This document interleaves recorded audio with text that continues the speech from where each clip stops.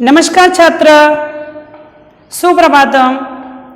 आज हम कक्षा 8 हिंदी में इकाई 2 ईदगाह नाम की कहानी की चर्चा करेंगे।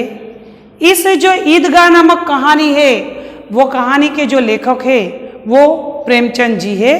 तो पहले हम प्रेमचंद जी के बारे में यानी कि प्रेमचंद का परिचय पाएंगे और इसके बाद हम आगे बढ़ेंगे।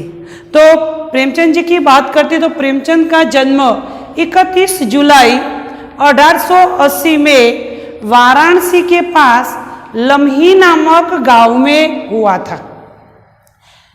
मुंशी प्रेमचंद का बचपन का नाम धनपत राय था। माता का नाम आनंदी देवी और पिता का नाम मुंशी अजय राय था। मुंशी प्रेमचंद जी जब छोटे थे यानी कि 7 वर्ष की उम्र में उनकी माता की मृत्यु हो गई थी और प्रेमचंद जी जब 14 साल के थे तब उनके पिता की भी मृत्यु हो गई थी। प्रेमचंद जी पढ़ाई करते करते जब उन्होंने मैट्रिक की परीक्षा पास की तब वो एक अध्यापक बने। लेकिन अध्यापक बनने के बाद यानी कि अध्यापक की नौकरी करते करते वो गांधी जी के संपर्क में आए।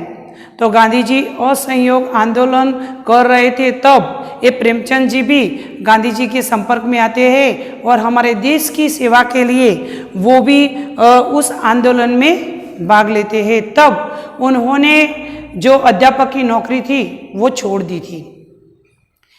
धीरे धीरे वो देश की सेवा तो करते थे लेकिन उन्होंने पढ़ाई करना छोड़ा नहीं था, इसीलिए वो पढ़ाई करते रहते थे। और तब उन्होंने कितने ही कहानियाँ और उपन्यास लिखे हैं, जिनमें हम देखते हैं कि हिंदी का सर्वश्रेष्ठ गोदान नाम का जो उपन्यास है उनके भी लेखक ये प्रेमचंद जी है।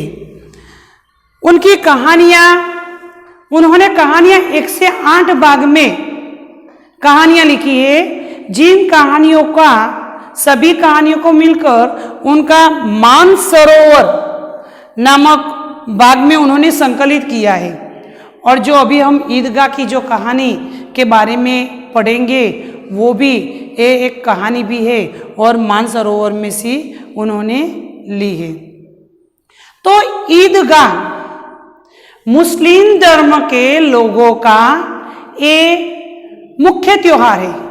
जिस प्रकार हमारे देश में हम देखते हैं कि नए साल की शुरुआत होती है, तब हम एक दूसरे को गले लगते हैं और नए साल की शुरुआत करते हैं। उसी प्रकार ईदगाह के दिन ये मुस्लिम धर्म के लोग यानी कि मुसलमान लोग हैं वो एक दूसरे को गले लगते हैं। अब से जो बुजुर्ग लोग हैं यानी कि जो बड़े वंदनीय जो लोग हैं वो छोटे छोटे बच्चों को उपहार में कुछ देते हैं, उनको आशीर्वाद देते हैं और नए साल की शुरुआत करते हैं।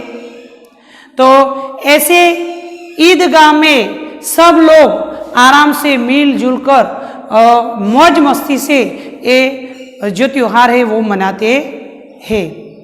पहले हम हमारे त्योहार की बात करते हैं। तो हमारा देश खेती प्रधान देश है, उसी प्रकार धार्मिक त्योहारों का भी देश माना जाता है। हम काम करने के साथ साथ हमारे जो धार्मिक त्योहारों में भी ज़्यादा मानते हैं। जो बुजुर्ग लोग हैं वो धार्मिक त्योहारों में यानी कि अभी आषाढ़ महीना चल रहा है, उसके बाद श्रावण मास में जो बुजुर्ग लोग हैं वो उपवास रखेंगे और जो भगवान के दर्शन करने के बाद वो खाना खाएंगे। लेकिन हम सब क्या करते हैं श्रावण महीने में?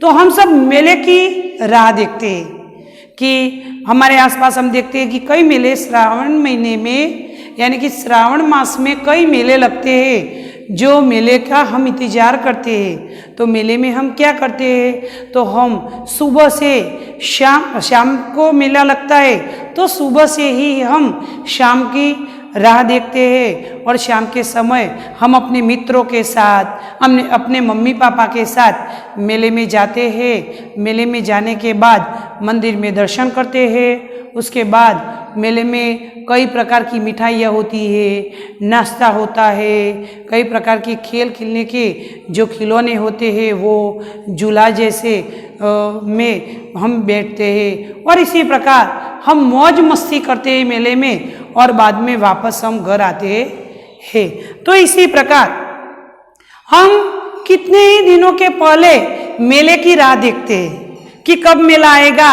और हम सब हमारे मित्रों के साथ, हमारे मम्मी पापा के साथ मेले में जाएंगे और मौज मजा आनंद करेंगे। लेकिन जो बुजुर्ग लोग हैं वो मेले से ज़्यादा वो भगवान की भक्ति में मानते हैं, यानी कि उपवास रखते हैं और भगवान के दर्शन करने के बाद वो शाम को घर पे आकर खाना खाते हैं। तो यहाँ भी ईद की बात करते हैं तो इस्लाम धर्म के जो लोग हैं वो पूरा 1 महीना रोजा रखते हैं। रोजा यानी कि सुबह चांद दिखाई दे उसके पहले खाना बंद कर देना और शाम को चांद को देखने के बाद वो खाना शुरू करते हैं, यानी कि शाम को खाते हैं और सुबह से वो अपना खाना बंद कर देते हैं। इसी प्रकार वो पूरा महीना उपवास रखते हैं और महीने के बाद जब बीज दिखाई देती है उनके नियम के अनुसार पूरी बीज दिखाई देती है, तब बीज देखने के बाद वो खाना खाते, यानी कि अपना जो रोजा है वो छोड़ते हैं। तो बीज देखने के लिए वहाँ भी उनके मुस्लिम धर्म में भी मेला लगता है। तो मेले में क्या करते हैं, तो सभी लोग एक दूसरे को गले लगते हैं, मौज मजा करते हैं और जो बुजुर्ग लोग हैं वो अपना रोजा वहाँ छोड़ने के बाद घर आकर खाना खाते हैं। तो छोटे छोटे बच्चे हैं वो क्या करते हैं, वो पूरा महीना रोजा नहीं रखते। कई लोग ऐसे होते हैं वो सुबह से दोपहर का उपवास रखते हैं, यानी कि रोजा रखते हैं। कई लोग ऐसे हैं पूरे महीने का रोजा रखते हैं और कई लोग ऐसे हैं कि बिल्कुल रोजा रखते नहीं है, वो तो मौज मजा करते हैं मेले की। तो यहाँ ईदगाह का एक छोटी सी कहानी है।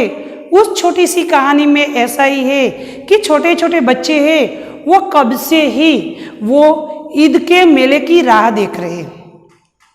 कितने गरीब लोग ऐसे हैं जिनके पास नए कपड़े नहीं है, जूते नहीं है, तो जब ये मेला आने वाला है तब वो अपने कपड़े जो टूटे हुए कपड़े हैं तो उनको सिलवा देते हैं, नए कपड़े लाते हैं। अपने जूते हैं तो जूते में तेल रखते हैं या तो नए जूते लाते हैं, पूरी तैयारी करते हैं। मौज मस्ती से मेले में जाने की तो वो तैयारी करते हैं पूरे 1 महीने से।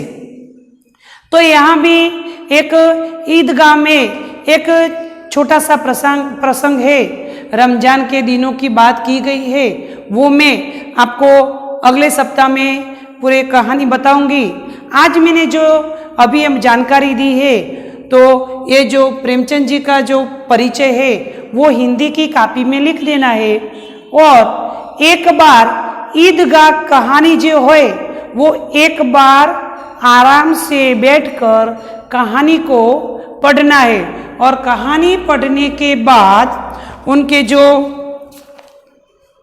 मुहावरे शब्दार्थ है वो कंठस्थ करना है।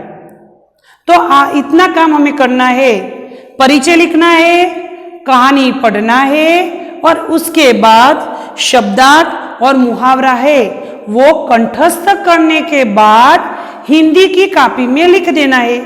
इतना काम हम करेंगे। बाद में मैं ये जो कहानी है वो कहानी अगले सप्ताह में आपको बताऊंगी।